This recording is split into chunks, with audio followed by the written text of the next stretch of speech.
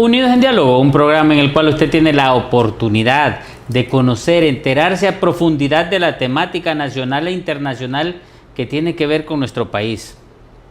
Alguien dirá, ¿por qué vamos a abordar un tema de salud en un programa como este? Bueno, aparte de que soy médico y tenemos un canal donde se aborda diferente temática y en este caso la salud es importante porque se trata de personas que de una u otra forma han sido excluidas de la sociedad, pero más excluidas de las entidades gubernamentales que se encargan de proveer la salud al pueblo hondureño. Hablando del Seguro Social, hablando de la Secretaría de Salud, que no solamente en este gobierno, sino que históricamente ha sido así. Y lo aclaro para que los personeros de este gobierno no se sientan sumamente identificados. El problema es que no han avanzado y no han hecho absolutamente nada para mejorar y darle vuelta en relación a lo que ha venido de otros gobiernos.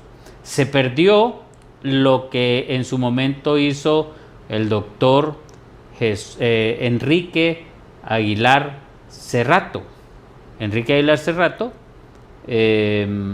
hijo de Jesús Aguilar Paz, pues uno de los mejores ministros de salud o secretarios de Estado en el despacho de salud que ha tenido Honduras, que nadie le ha superado en ningún sentido.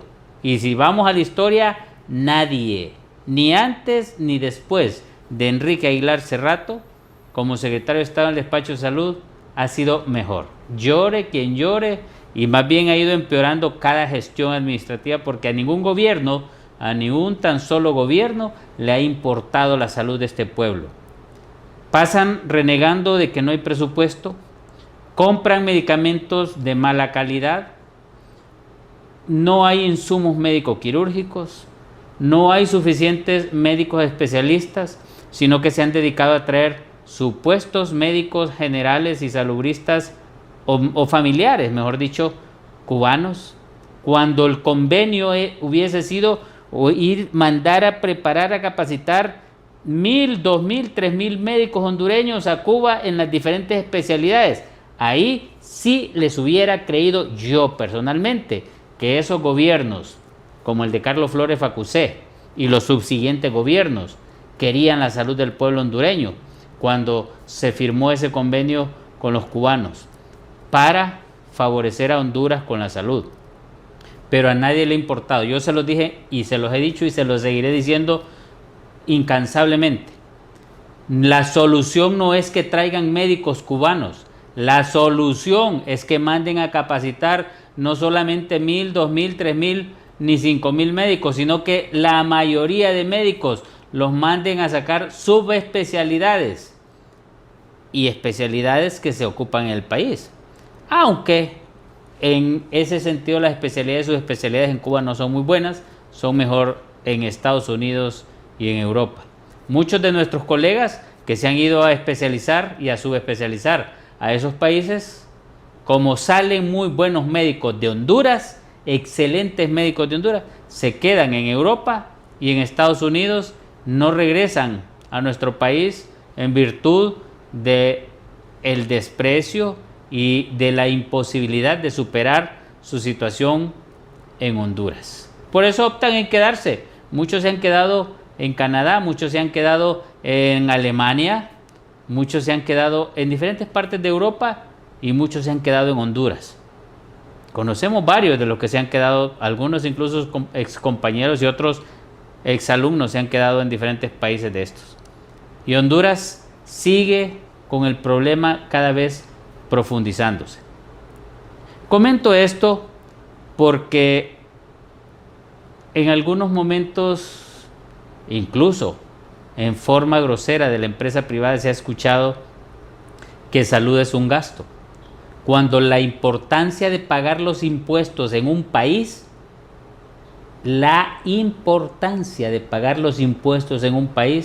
es para beneficio del pueblo hondureño.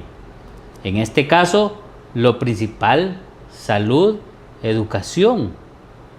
Son dos aspectos que tiene que el gobierno tener la mejor calidad posible y no en forma como dádiva o migaja o como en forma despreciativa al pueblo hondureño. Y lo hago así e incluso con gesticulaciones porque el lenguaje verbal dice mucho también. Y lo decimos de esa forma para que entendamos la responsabilidad que tienen no estos, ni los anteriores, ni los que vengan, sino todos y cada uno de aquellos que gobiernan, han gobernado y desean gobernar este país.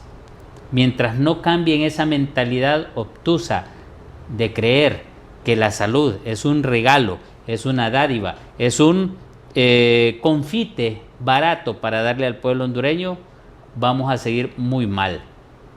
De nada sirve recolectar impuestos en un país si ese servicio no se da como se debe dar.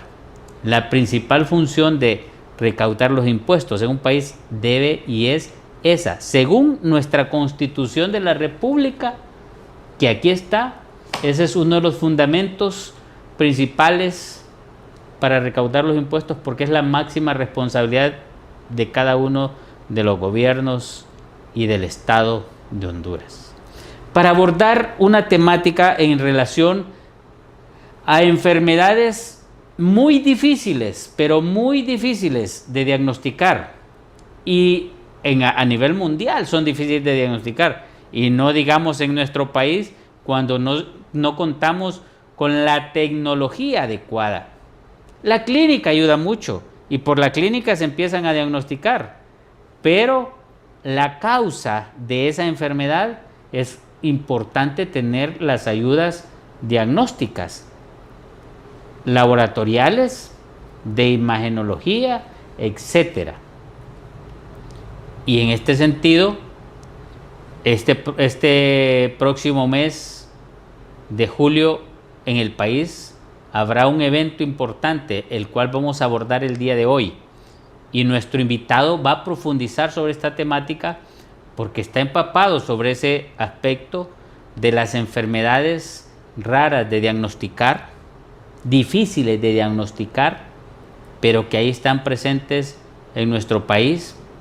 En algunos países son 5 de cada 10,000, de cada 100,000. Y en otros de 5 a 6. En nuestro país difícilmente sepamos la estadística así como son, y no digamos con una institución como el INE, que dijo que había reducido la pobreza en nuestro país en un 70%. Bueno, ahí vamos, por ese camino. Nuestro invitado el día de hoy, le damos la bienvenida a Ricardo Lezama. Muchas gracias, Ricardo, por estar con nosotros en Unidos en Diálogo. Bienvenido y un placer tenerlo con nosotros aquí en Unidos en Diálogo. Gracias. Igualmente, un gusto poder estar acá y muchas gracias por el espacio y por permitir por darle voz a esta temática que poco se habla en el país y del cual poco se ha mostrado interés e intencionalidad de parte de las esferas, tanto en la esfera política como también en la esfera jurídica y médica. Ricardo, antes de que profundicemos la temática, nos gustaría saber usted dónde nació, sus estudios, qué se ha dedicado antes de que le diagnosticaran su enfermedad y después de que le diagnosticaran. Bueno, yo soy de acá, de Tegucigalpa, y yo nací antes de llegar a los 9 meses de gestación. Al parecer, pues no hay relación con mi condición en eso, pero lo menciono. Fui intervenido quirúrgicamente a los 17 meses por un problema cardiológico, y después de eso pues no volví a tener ningún problema en salud, no, un desarrollo normal, hasta que a los 20 años empiezo a tener algunos síntomas, ictericia, algunos problemas digestivos y se empiezan a desarrollar ciertos síntomas que pues eran extraños, nunca lo había sentido. Fuimos con mi familia a diferentes centros hospitalarios y no encontraban un diagnóstico claro. Todas las pruebas salían negativas para hepatitis de A, B, C. Evidentemente era algo que tenía que ver o estaba relacionado con el hígado, de eso no cabía duda, pero no había un diagnóstico. Hasta que en uno de esos centros hospitalarios me dijeron que era un tipo de hepatitis, pero únicamente me recetaron un medicamento y me dijeron que bueno, por el momento debía cuidar ciertas cosas en mi estilo de vida. El medicamento produjo un efecto adverso. Cuando yo se lo comenté al médico, pues simplemente me lo retiró y no me volvió a decir nada más. Después de ese evento, que fue en 2018, en 2019 yo continúo con mi vida normal. Y bueno, como no me dijeron más, no, pues se suponía que solamente había sido una hepatitis o un tipo de hepatitis, pero un problema temporal, según lo que me habían dado a entender. Hasta que en el año 2020 yo tengo una descompensación, poco antes de que entrara la pandemia a Honduras, el 3 de marzo. Yo el 3 de marzo del 2020 tengo una descompensación en donde vomito sangre y cuando me llevan de emergencia, pues se descubre que se me habían reventado unas varices esofágicas. Ahí es cuando se diagnostica que el asunto era mucho más grave de lo que se pensaba, que tenía cirrosis, el hígado ya estaba en ese estado. Y luego de eso, pues, debo decir que el médico, el gastroenterólogo, fue bastante sincero en decirnos, en Honduras no hay especialistas en esta área, lo mejor es buscar, o lo ideal es buscar una opción en el extranjero. Esto sucedió en un hospital privado de acá de la ciudad. Pero ella sabía que era autoinmune. No, en ese momento se sabía que era cirrosis, pero no se sabía la causa. Por eso el gastroenterólogo nos dijo, lo ideal es buscar opciones en el extranjero porque la única solución clínica es un trasplante que no se realiza en Honduras y pocos países en Latinoamérica pues lo realizan. Entonces lo mejor era buscar una opción en el extranjero para poder llevar el tratamiento y saber cuál era realmente la causa. En efecto, eso hicimos. Buscamos opciones, nos encontramos o contactamos un médico en Argentina y bueno, después, para no hacer muy largo, pues sí, él nos dio un tratamiento para poder sobrellevar la enfermedad, algo más paliativo, hasta que en el año 2022, pues con esfuerzo, también algunas actividades en donde FUNEPA fue de gran apoyo para mí, pues viajamos a Argentina y este médico con su equipo pues me realiza una biopsia y se confirma, o mejor dicho, se descubre que la causa pues es autoinmune. Entonces, a partir de ahí ya podía tener pues un tratamiento más donde directamente se abordara la causa. A todo esto, pues yo, cuando yo tuve la descompensación en 2020, yo estaba estudiando, era estudiante, y luego, pues yo continué con mi vida, continué estudiando. Después del diagnóstico igual, hace un par de años me gradué, egresé de la universidad, de la carrera de Derecho, y bueno, actualmente igual yo continúo con la vida normal y llevando este tratamiento. Es complicado, es complejo estando acá porque no hay acceso, no hay, hay muchas carencias, muchas falencias en el sistema de salud tanto público como privado, porque es importante decir eso. Yo he estado, me he tratado en centros hospitalarios privados, y la verdad es que hay bastante desconocimiento, bastantes falencias también, igual en la esfera privada. Pero bueno, gracias a Dios pues me he mantenido compensado y pues ahora sabemos al menos cuál es la causa del problema o del daño hepático. Ok, y es importante en este caso que nos explique qué es lo que significa FUNEPA, ¿verdad?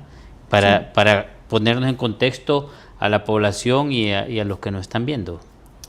Bueno, FUNEPA es Fundación Hepática y nace justo en 2020, cuando yo tengo esa descompensación, pues coincidentemente FUNEPA nace en ese mismo año,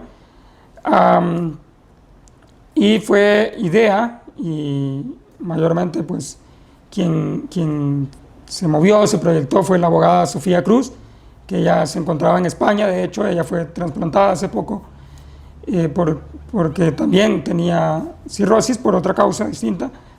Entonces, bueno, hubo ese interés de parte de ella y junto a otros dentro del equipo que lograron abrir espacios y formar esta fundación, que lo que se busca pues es crear visibilidad para este tipo de enfermedades, abrir espacios y acceso a tratamientos que lamentablemente pues en nuestro país es muy difícil, sumamente difícil poder acceder a ellos.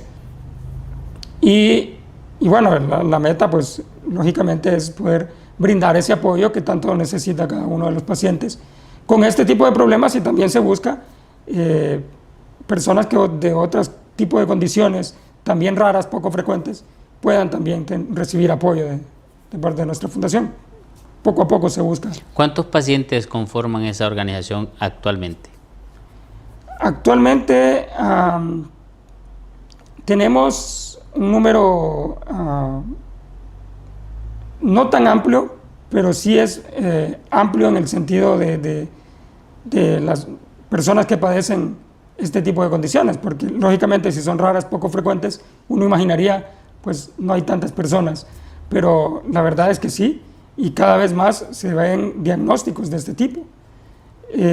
No podría dar un número específico en este momento. Más o menos. Pero más o menos creo que andan por sus 100, 150 pacientes que directamente están siendo monitoreados y apoyados. ¿Qué otros apoyos da la organización? Se busca generar incidencia en la esfera política, jurídica y también médica. Se realizan actividades como el congreso que vamos a realizar, también dinámicas de apoyo específicas para ciertos pacientes que pueden tener en ese momento, pueden necesitar un apoyo específico como tratamientos. Lógicamente pues cosas como el trasplante ya es mucho más complicado, ¿verdad? Pero tratamientos específicos sí. Se busca generar ese apoyo a través de actividades, de dinámicas y sobre todo también informar, capacitar tanto el gremio médico como también a la población en general, que la sociedad pueda saber que existen este tipo de enfermedades, por qué se deben y por qué nos debería importar también. Entonces, a través de actividades como el congreso que vamos a tener del 17 al 19 de julio, se busca generar esa empatía y ese interés de parte de la sociedad y también de quienes están en posiciones que pueden hacer algo. ¿Por qué le pregunté yo de cuántos eran y lo que hace la organización? Porque hay algo importante, usted lo mencionó y lo vamos a profundizar en este momento, porque usted recuerda que usted lo dijo hace poco, que en el 2018 le dieron un medicamento. ¿Se acuerda qué medicamento le dieron? Ese medicamento era creo que ha sido, no recuerdo bien el nombre, el otro nombre, porque es un poco complejo, pero ese medicamento se indica para personas que padecen cirrosis causada por cirrosis biliar primaria, se llama. Exacto. ¿Por qué voy a ese punto? Porque le dieron ese medicamento porque no había un diagnóstico adecuado. Y la complicación de ese medicamento es lo que usted presentó, es una de las posibles. Entonces, ¿qué es lo que se tiene que hacer en este tipo de situaciones? Es fortalecer el diagnóstico temprano para evitar complicaciones y para evitar avance rápido o exagerado de la enfermedad. Con una enfermedad autoinmune, y esto es importante que lo entendamos para que ya que estamos hablando del tema y en relación a lo que usted mencionó del 2018, se debe a que una enfermedad autoinmune lo que hace es que su propio cuerpo ataca a su cuerpo. Entonces lo que hay que incidir antes de que siga atacando su propio cuerpo es algo para que ese ataque no continúe. Y entonces disminuye el daño mientras se hace el resto de lo que se tiene que hacer. Y eso en cierta forma entonces hay que incidir. Y eso implica, para poder hacer un diagnóstico, se requiere lo que le hicieron a usted en Sudamérica, de una biopsia y tener la sospecha de, si ya se descartó que eran cualquiera de las hepatitis virales, de las 5 o 6 hepatitis virales que hay hasta el momento, que no eran, entonces desde ese momento habría que haber hecho inmediatamente la biopsia para poder diagnosticar. Entonces eso es lo que hay que incidir, no solo en esta enfermedad autoinmune del hígado, sino que en otras enfermedades, y eso es lo que tiene que ver. Y es aquí entonces donde yo voy a hacerle la otra pregunta. Estamos ante un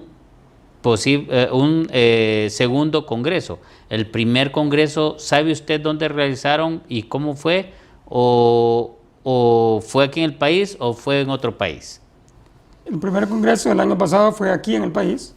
De hecho, va a ser en el mismo lugar, en la Universidad Tecnológica Centroamericana, UNITEC. Y bueno, igualmente se buscó generar esa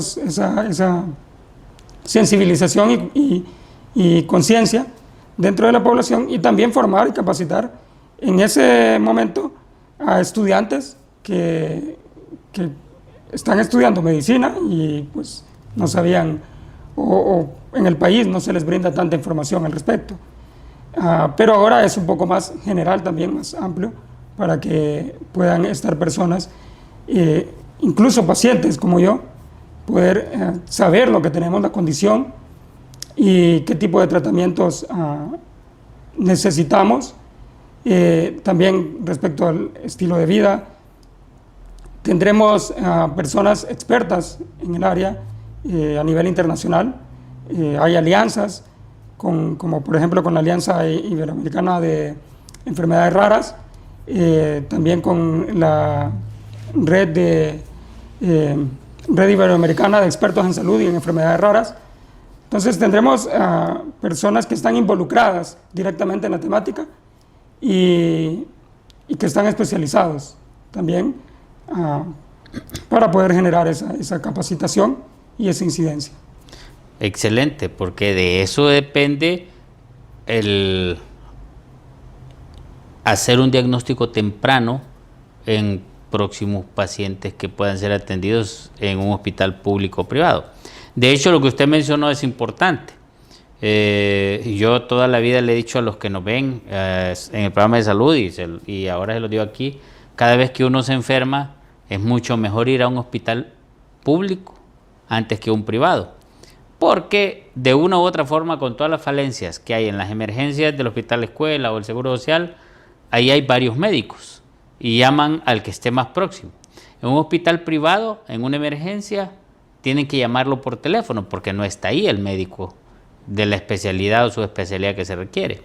Y en este sentido entonces se estabiliza en una emergencia del Hospital Escuela, Hospital Seguro Social o del Mario Catarino Rivas o cualquier otro hospital público del país. Y luego pues a una privada si así lo desean. Lo mismo es con enfermedades de este tipo, o sea, con todas las falencias que haya en el sistema público, siempre hay mayores posibilidades de estudios y de análisis en un público que en un privado. Entonces sí creo que vale la pena hacer ese reconocimiento porque aún incluso cuando recientemente tuvimos aquí el viceministro o el subsecretario de Salud, le planteamos que uno de los legados que podrían dejar en estos 5 meses que les quedan de gobierno en esa subsecretaría es dedicarle a mejorar las emergencias, tanto del Hospital Escuela como del Seguro Social, para beneficio de la población. Ojalá que él haya aceptado esa sugerencia y pongan mano en el asunto, porque de eso depende la vida de muchos de nosotros los hondureños. Y en este sentido, Ricardo, valdría la pena entonces decirle a la población para que empiece a hacer conciencia de los demás compañeros que usted conoce en relación a su misma enfermedad o a otras enfermedades, qué es lo que procede cuando se empiezan a sentir algunos síntomas como los que usted sintió allá en el 2018. ¿Le podría decir eso a la población para que entiendan lo que es y lo que realmente se debe hacer y no confiarse mucho? Sí, bueno, cuando empiezan este tipo de síntomas, generalmente, sí, o sea, lo primero es ir a un centro hospitalario, pero algo que yo me he dado cuenta como paciente, y por experiencia puedo decirlo, es que tratemos de informarnos nosotros, por nuestra cuenta, de investigar más, porque en mi caso, y esto es a largo plazo, ya cuando, bueno, yo no tenía el diagnóstico todavía, pero cuando ya sabía del daño hepático, algo que sucedía es que algunos médicos me decían una cosa y cuando buscaba una segunda opinión médica, decía algo totalmente distinto. Entonces el paciente queda como confundido y como, ¿y ahora a quién le hago caso? Pero cuando yo voy y me informo, investigo por mi cuenta, me doy cuenta también de muchos mitos que se suelen desarrollar en la narrativa social e incluso dentro del gremio médico. Y no digo que porque los médicos no sepan, sino simplemente porque es una narrativa popular y que quizás muchos no tienen el interés de profundizar. Y cuando uno va e investiga por su cuenta, uno se da cuenta, valga la redundancia, de que esto era solo mitos, de que no queda solamente esperar a la muerte, como muchos suelen pensar al momento que empiezan a sentir ese tipo de síntomas o que empiezan a tener descompensaciones de gravedad. Y eso es algo que también queremos lograr, poder dar esa visibilidad para que las personas sepan, se informen de este tipo de enfermedades y entiendan que no queda solamente esperar la muerte o no queda solamente o porque yo veo que el tratamiento es de muy difícil acceso o lo que me dicen los médicos que la solución es, en mi caso por ejemplo, solo un trasplante, entonces no queda nada más que hacer. Claro que no. Una vez que nosotros vamos y nos informamos y cuando se genera esa visibilidad y se empieza a profundizar en la temática, entendemos que no es así. Entonces eso es un consejo que yo doy como paciente por la experiencia que he tenido a lo largo de los años en este proceso. Lógicamente, cuando empiezan a sentir estos síntomas, pues vamos a ir a donde corresponde, que es un centro hospitalario. Si se tienen las posibilidades, puede ser privado o puede ser público. a pesar de falencias o carencias que se puedan tener en el sistema de salud en general, pues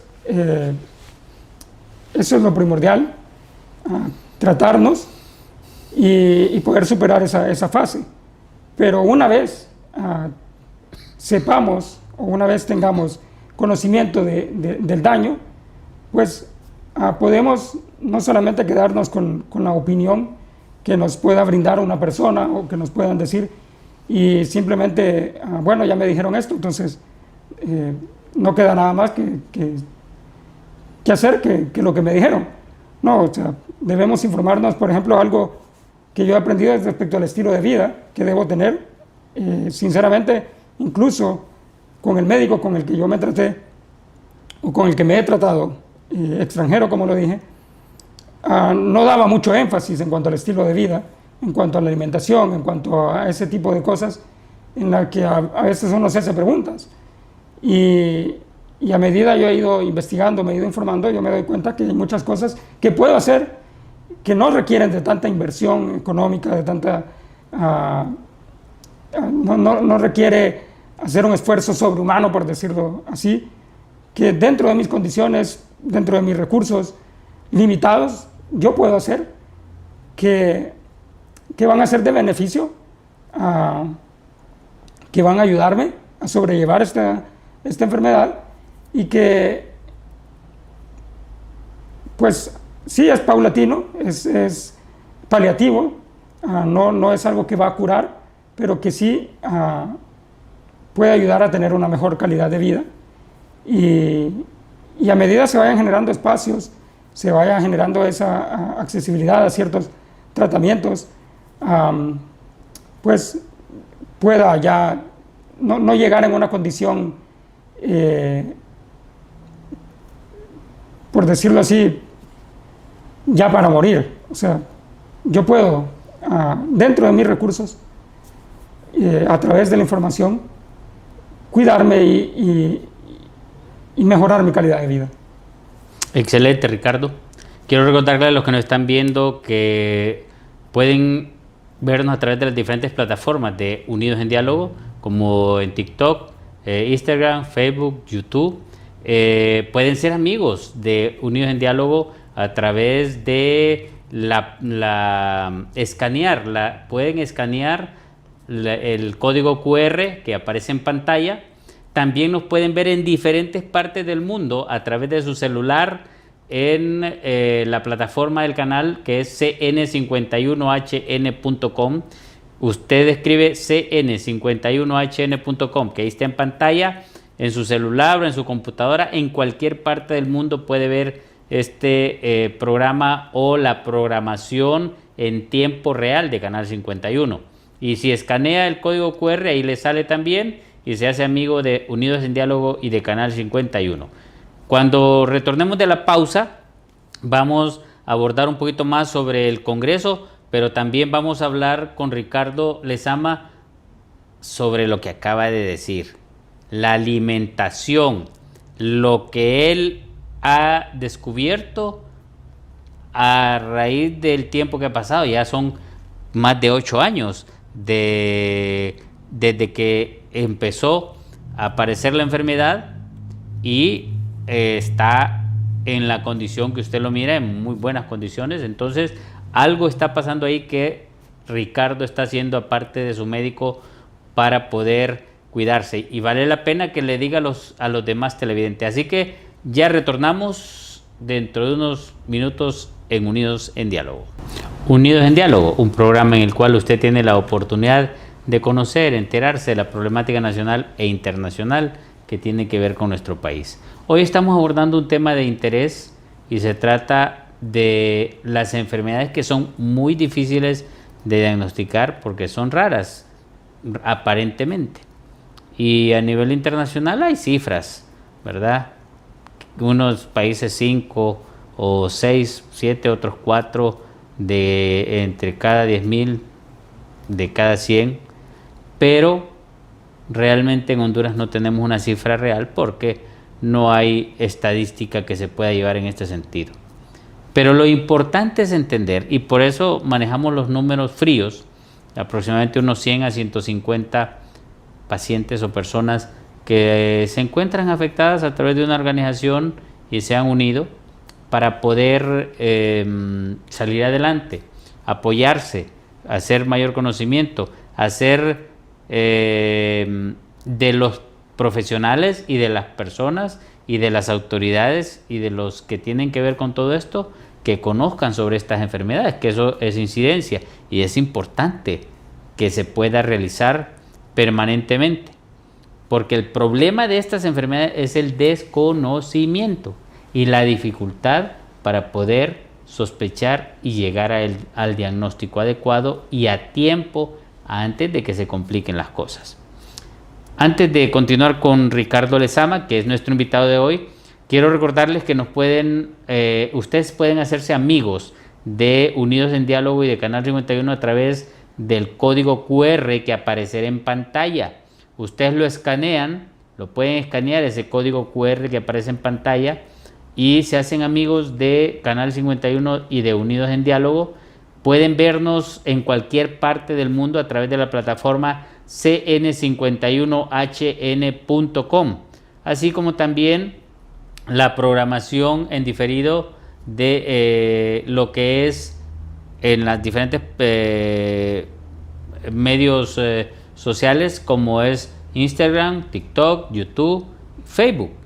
Pero en tiempo real, lo que pasa en la transmisión es la que acaba de usted de ver, cn51hn.com. Ricardo, cuéntenos usted cómo se cuida y cómo se mantiene para que las personas que tienen problemas, no solo autoinmunes, porque lo que usted hace le puede ayudar a muchas personas que tienen problemas hepáticos y no necesariamente autoinmunes.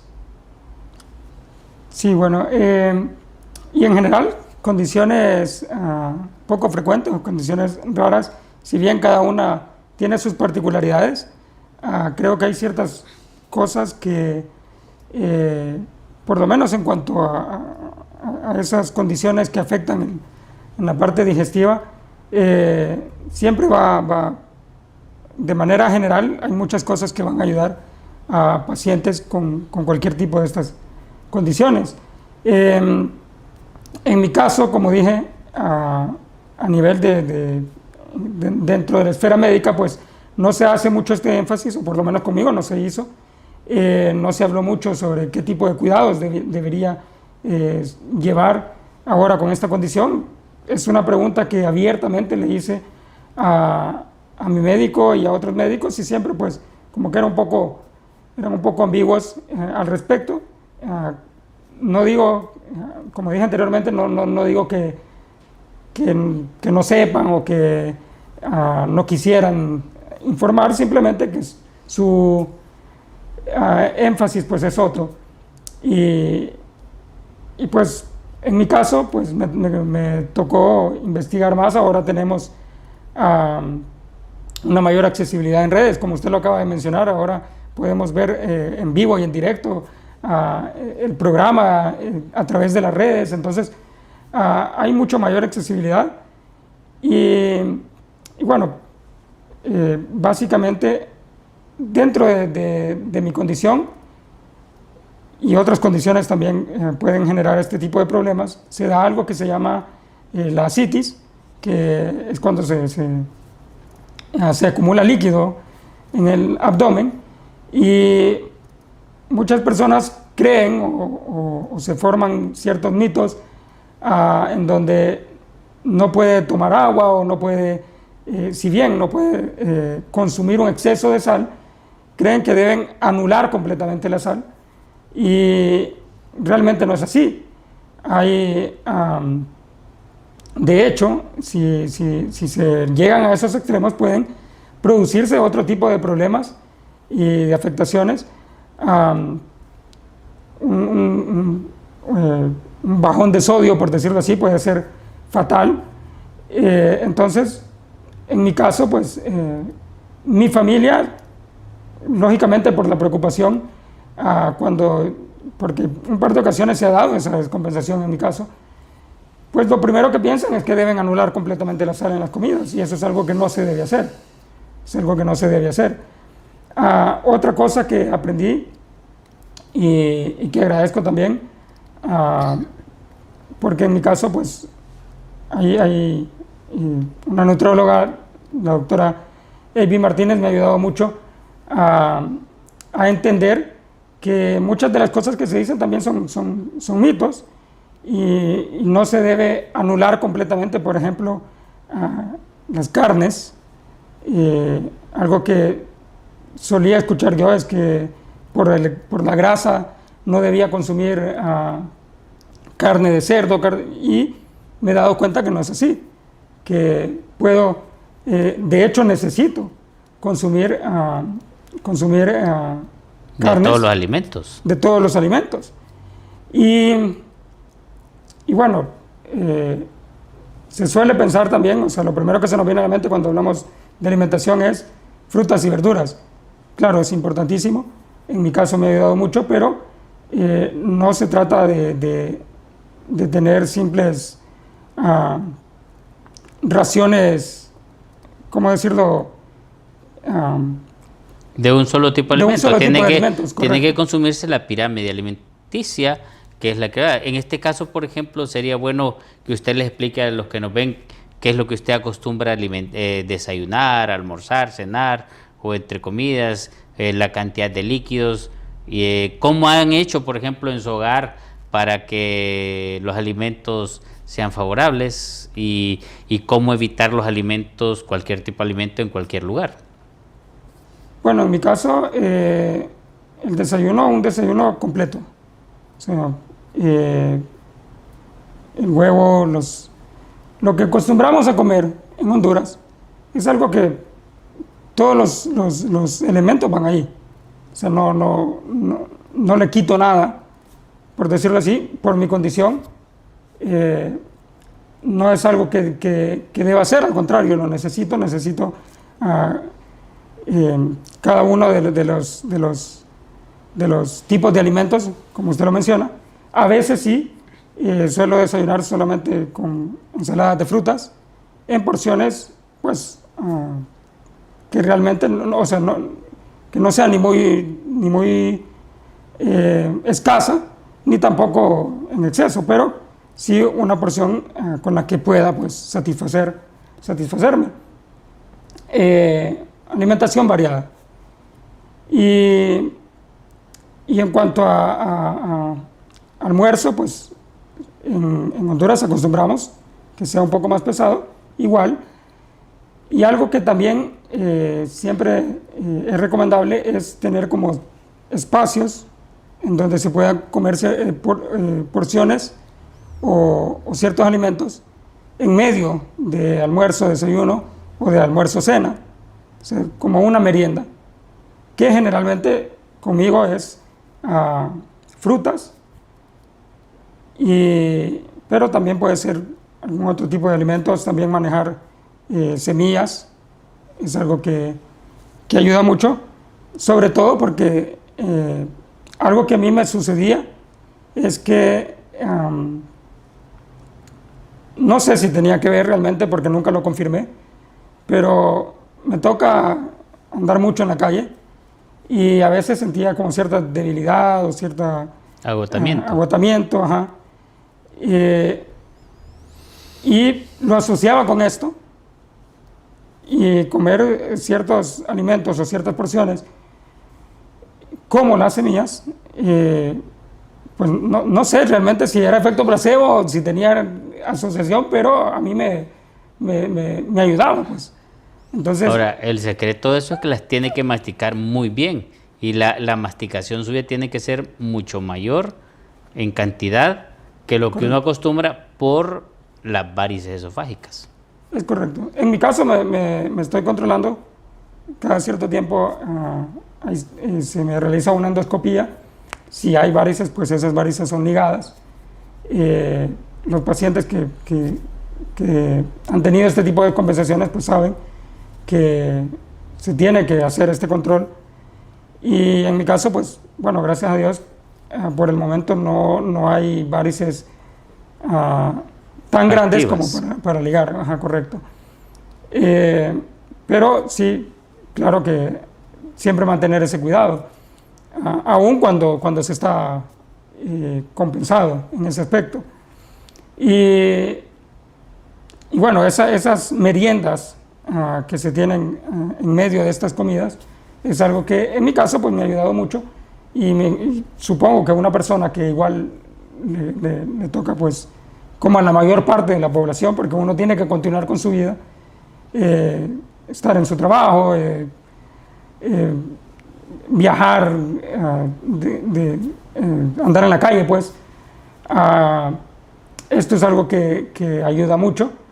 Y otra cosa también es el consumo de agua, algo que yo anteriormente no lo hacía y nunca se me dijo tenés que beber cierta cantidad de agua. Al contrario, como dije, por lo de la citis, se suele tener el mito de que se tiene que reducir el consumo de agua, y es todo lo contrario. En mi caso, no siempre lo hago, pero trato de consumir por lo menos entre 1.5 y 2 litros, que fue la recomendación que me hizo la nutrióloga, y trato de hacer eso. Realmente no he tenido ningún problema, gracias a Dios, con la citis. Y pues las veces que he tenido ese tipo de compensaciones no creo que haya sido por consumo de agua, porque por el contrario fue en la época en donde no consumía agua.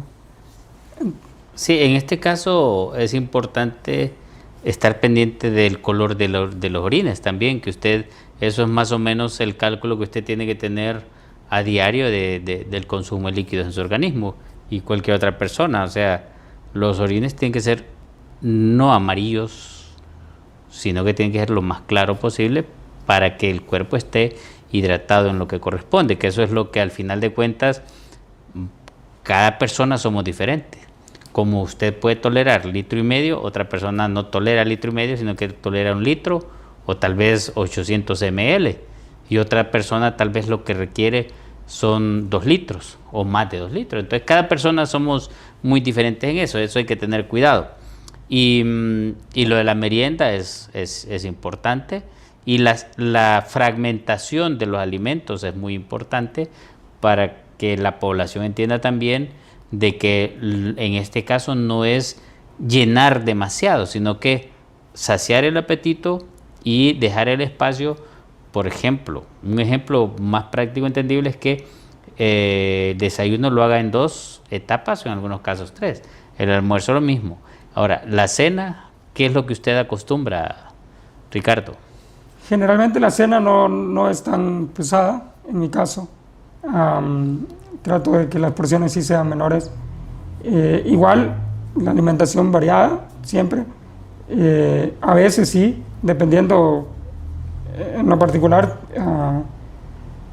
cómo me sienta, pues qué tanta hambre sienta, pero sí trato de que la porción no sea muy pesada y que no sea a una hora muy tarde, aunque sí, algo que no siempre lo mantengo, pero sí trato de hacerlo, es que aún sin tener hambre, en mi caso, como usted lo dice, cada paciente tiene sus particularidades, pero en mi caso, pues se me ha recomendado que unas media hora, 1 hora antes de dormir, pues igual coma algo más, siempre pequeño, no pesado. Y bueno, eso es algo que, como dije, no siempre lo hago, pero trato de mantenerlo. Por supuesto, es parte de una merienda extra que se hace después de la cena, siempre y cuando la cena no sea muy cargada, y eso le permite que el organismo le funcione adecuadamente. Ahora, en relación a lo del próximo congreso que se va a realizar en este mes de julio, ¿nos podría usted, si Alan nos ayuda, incluso creo que hay alguna imagen que le mandé, de las personas que van a hacer las presentaciones, de dónde son la mayoría, si son de aquí o son extranjeros, y habrán algunos pacientes que exponen o solamente profesionales de la medicina? Pues en esta ocasión se mantiene la idea de tener la participación de un par de pacientes, pero La mayor parte va a ser dirigida, y las ponencias, pues lógicamente por profesionales que, como dije anteriormente, están involucrados directamente en la temática y que están especializados. Tenemos a representantes de la Alianza Iberoamericana en Enfermedades Raras, tenemos en la red de la red de especialistas, expertos en salud y en enfermedades raras, red iberoamericana de expertos en salud y en enfermedades raras. Tenemos también de la Secretaría de Salud, de la CESAL, doctor Jorge Arriaga. Y dentro de los representantes internacionales, como dije, tenemos al doctor Manuel Posadas. Bueno, se trata no solamente se va a tratar la parte de enfermedades hepáticas, también se va a abordar temáticas como inteligencia artificial, también de políticas públicas, generar esa incidencia, que va a ser no solamente un apoyo para pacientes o para quienes estamos únicamente en el campo de enfermedades hepáticas, como dije, sino de todo tipo de condiciones raras y poco frecuentes. Sí, estoy viendo yo que en la imagen que está en pantalla está el PhD Manuel Posadas, que es de España, coordinador de la Riverser, doctora María Egas, de Honduras, médico genetista clínico, la doctora Alejandra Savillón, de Honduras, gastroenteróloga pediátrica, doctor Héctor Ramos, de Honduras también, doctorado en ciencias médicas, el doctor Edwin Herrera Paz, de Honduras, médico genetista, la máster Larissa Acosta, de Honduras, licenciada en tecnología médica, la abogada Sofía Betanco, ella es la presidenta que decía, ¿verdad? Sí, correcto. Que le acaban de hacer el trasplante hepático. Correcto. De Honduras, directora ejecutiva de FUNEPA. También la doctora Carol Zúñiga, neuróloga pediátrica, que son las personas que conforman el comité científico del segundo Congreso Internacional sobre Enfermedades Raras. Ahí está, exacto, y es importante en este caso que este congreso, este segundo Congreso Internacional sobre Enfermedades Raras, conectando ciencia, innovación y políticas públicas, la fecha es del 17 al 19 de julio del 2025, el lugar en el Hotel Clarion Tegucigalpa, Honduras, modalidad híbrida, presencial para médicos especialistas 1.600, médicos generales y otras profesiones y otros profesionales de la salud 1.400 y estudiantes 800. La modalidad virtual, tarifa única de 1.000. Bueno, las inscripciones ahí salen en pantalla también en www.funepa.org,